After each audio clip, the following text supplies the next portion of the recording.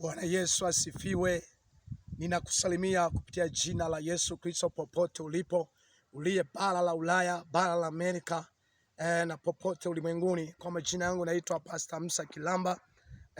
Ninapenda nikukaribishe kipindi hiki cha neno la Mungu. Leo tunaenda kujikumbusha, kichwa cha somo kinasema kwamba nguvu ya unyakuo kwa ajili ya kanisa. Nguvu ya unyakuo kwa ajili ya kanisa. Kile kitabu cha Isaya sura ya 35 mstari wa 8. Biblia inasema, na hapo patakuwa na njia kuu, na njia hiyo itaitwa njia ya watakatifu, wasio safi hawatapita. Bwana Yesu asifiwe. Biblia inasema na hapo patakuwa na njia kuu, na njia hiyo itakuwa ni njia ya watakatifu, wasio safi hawatapita katika njia hiyo. Na Wathesalonike wa kwanza ile sura ya 4:16 inasema kwamba kutakuwepo na mwaliko mkubwa kwa ajili ya watakatifu kunyakuliwa, kwa ajili ya kunyakuliwa.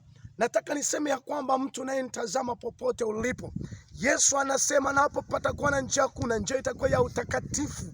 Nataka nikwambie katika siku hizi za mwisho, tunabakiwa na tukio moja tu, tukio la unyakuo wa kanisa. Dalili zote zimeshatimia, dalili zote zimetimia. Kwa hiyo kumebaki na tukio moja maalum kabisa kwa ajili ya ulimwengu.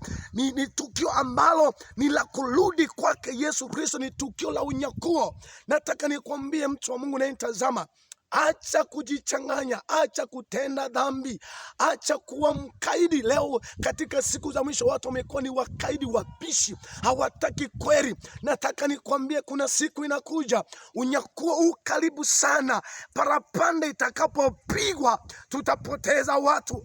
Watu watauliza, ukienda kwenye familia watasema, wako wapi watoto wetu? Wako wapi waume zetu? Wako wapi wake zetu? Wakienda kwenye mataasisi, kwenye masoko, watapoteza watu, kwa sababu ile tukio li karibu sana, tukio la unyakuo.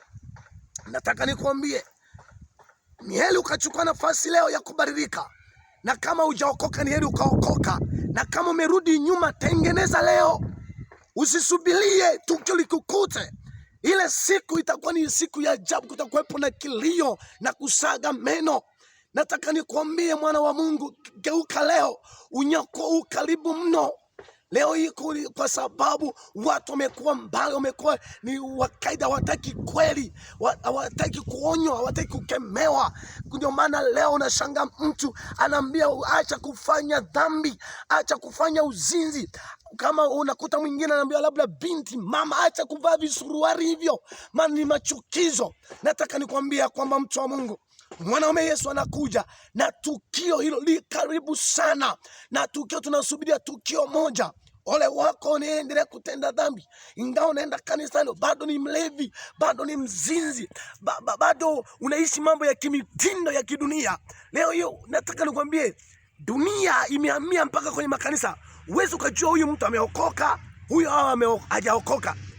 Kusema Bwana Yesu asifiwe sio tiketi ya kukufikisha mbinguni. Nisikilize, leo hata mpagani naye anasema Bwana Yesu asifiwe.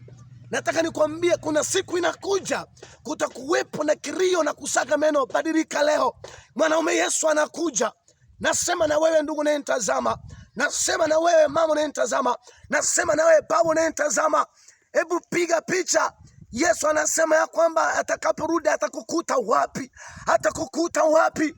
Na swala tuliobakiwa ni unyakuo tu wa kanisa. Tumebakiwa, dalili zote zimeshatimia. Imebaki tukio la unyakuo ambao tunasubiria hilo. Siku ya kurudi kwake Yesu iko karibu, siku ya unyakuo. Tumebaki na tukio moja tu, tukio la kurudi kwake Yesu. Ole wako unaendelea kutenda dhambi. Ole wake unaendelea kuonywa, acha kutenda dhambi, bado unaendelea na dhambi. Acha kutenda ushoga, bado unaendelea na ushoga. Unaambia acha kutenda uzinzi, bado unaendelea. Nimekuja kukuonya wewe ambao unaendelea kutenda dhambi, badilika katika jina la Yesu. Wewe baba ambao unaendelea kufanya uzinzi, achana uzinzi, badilika. Na wewe mama unaendelea kufanya uzinzi, badilika. Na wewe shoga unaendelea kufanya ushoga, badilika. Na wewe unaendelea kufanya usagaji, binti mama, badilika. Na wewe mama binti unayevaa visuruali, badilika. Mwanaume Yesu anakuja, tukio la unyakuo li karibu sana, li karibu. li karibu. Nataka niseme li karibu sana. Ubadilike. Mwana wa Yesu anakuja. Mwana wa Yesu anakuja. Na sasa hivi kanisa limeibiwa nguvu ya hamu ya safari ya kwenda mbinguni. Leo watu wameibiwa, kanisa limeibiwa nguvu ya hamu ya safari ya kwenda mbinguni. Watu ndio maana wanaendelea kutenda dhambi, lakini bado anaenda kanisani, bado anaenda kwenye msikiti, bado anaenda huko na huko, lakini bado maovu yamemkamata. Kwa sababu gani? Hamu ya kwenda mbinguni huyo mtu imeisha. Nimekuja kukutaarifa kwamba unyakuo huu karibu sana. Unyakuo huu karibu sana, na Mungu wa mbinguni awabariki sana. Nawapenda. Amen.